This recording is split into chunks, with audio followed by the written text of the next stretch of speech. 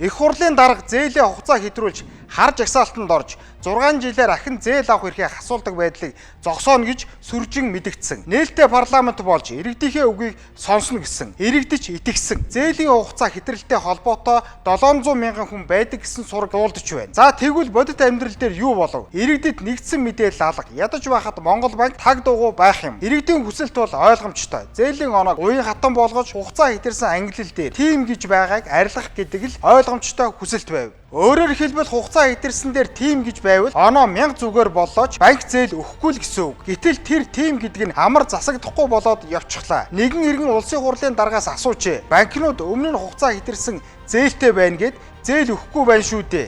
Ямар ч ялгаа алга. Хийвэл хийсэн шиг хийлдэ гэсэн бол их хурлын дарга захин ууцаараа дамжуулан хариулахдаа зээл төлсөн гэд өмнөх хугацаа хэтрэлт муу түүх шууд арилахгүй.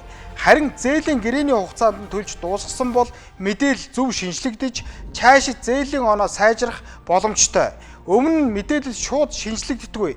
Удадгаас болж зээлийн оноо буурдаг асуудал гардаг байсныг бодит цагийн горимж шилжүүлж байгаа гэсэн үг гэжээ. Эцэст нь хэлэхэд үнийн өсөлт тэнгэрт хадаж, иргэдийн инфляц дидэгдсэн орлого нь зээлийн төлж хүрэхгүй болоод л зээлийнхээ хугацааг хэтрүүлж байна. Орлого хүрэлцээтэй бол хинч зээлээ төлнө.